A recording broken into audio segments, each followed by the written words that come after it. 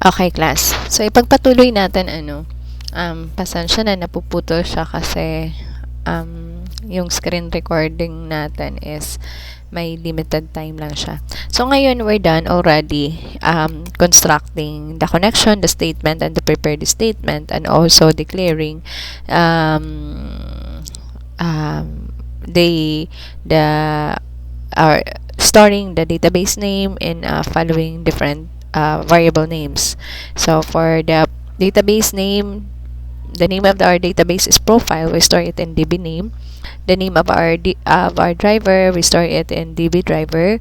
The connection, we store it in DB URL.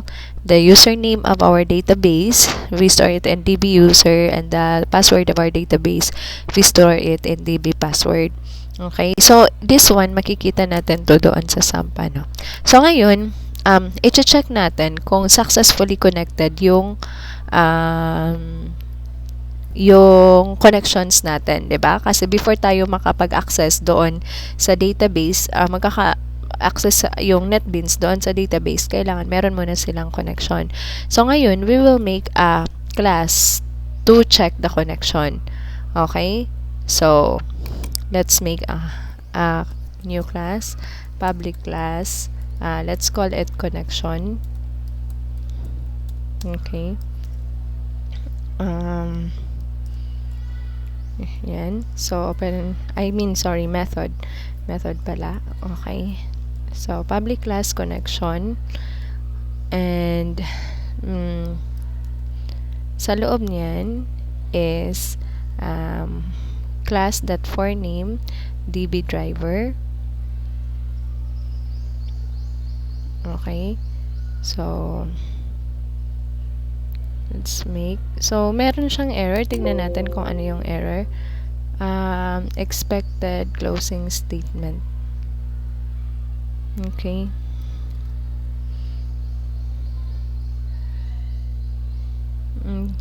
okay, sige, public hindi class void kasi method to. So public void connection, and next is we'll type the class that for name, the name of the class that for name, yan, tapos ang pangalan ng database ng driver natin, so that is DB driver. Okay, then semicolon. Okay, and next is yung connection natin, con. So meron siyang error, later we will fix that one. Con equals driver manager. Con equals driver manager. So kailangan yan ng manager dot get connection dot driver manager. Okay, so kailangan natin mag DB driver. Tapos, so ito hindi siya gumagana, so kailangan tayo mag-import. Okay, so mag-import tayo kasi hindi siya nakikilala. So DB, so saan tayo mag-import? Dito sa package. So import java dot SQL dot driver manager. Yan, semicolon. So ngayon balik tayo dito sa baba, con dot driver manager. Okay, con dot get connection. Yan, tapos get connection, sa loob niyan is yung connection natin, yung DB URL, DB user, DB username, DB username, capital U, username, and DB password,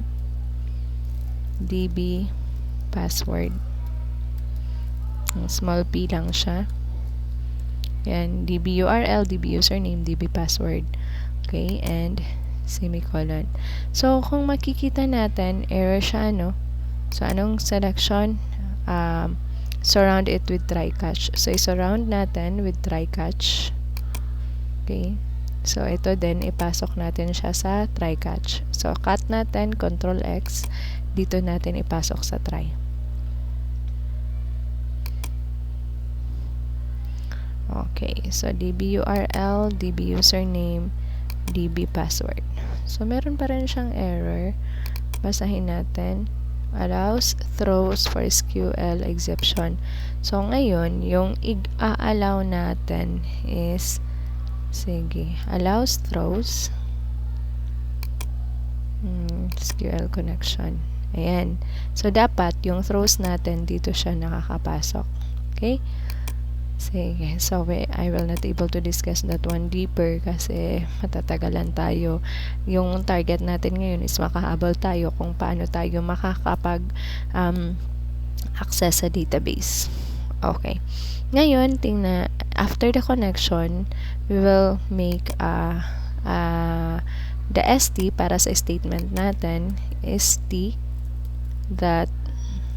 ST equals con.create statement equals con para sa connection, create statement para mamaya sa mga statement natin.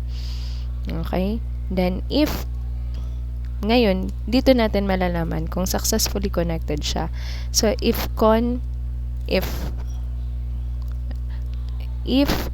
is not equals to null, meaning hindi siya empty.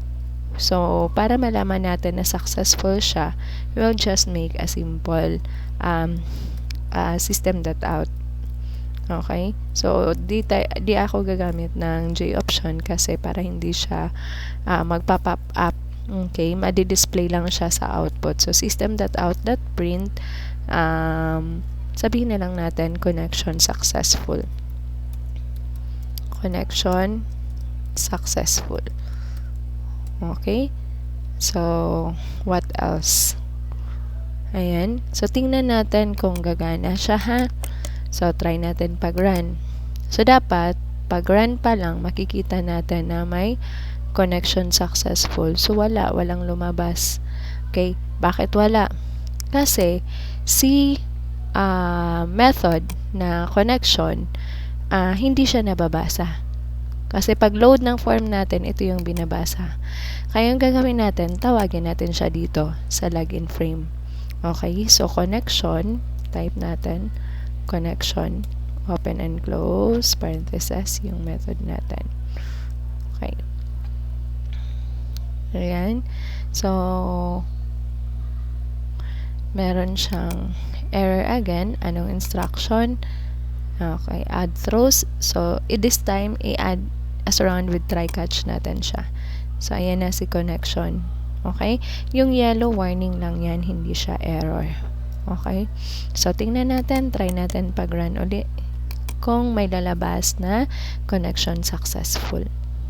Okay, ayan, this one class. So, meaning, meron ng connection si NetBeans tsaka si database na SAMP.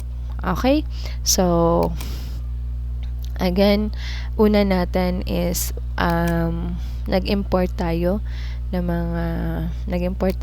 So, una is gumawa tayo ng mga constructors, tapos nag-declare tayo ng in-store natin sa variable yung mga informations like profile, ito yung pangalan ng database natin, this one is the DB driver natin, JDBC driver, this one is yung URL natin, yung link natin doon sa SAMP, and then this one yung username ng database natin, and yung password is yung password ng database natin.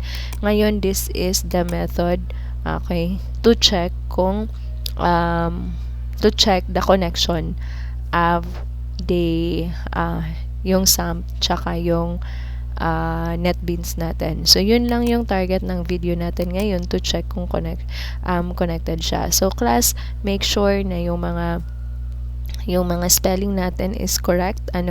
Just follow these steps. And this one, kung SAMP tayo, this is the usual username password. Pero para sure kayo, pwede nyo siyang i-check ulit doon sa SAMP kung ano yung username and password doon sa SAMP nyo. Okay? Ayun. Sige. So, that's all class.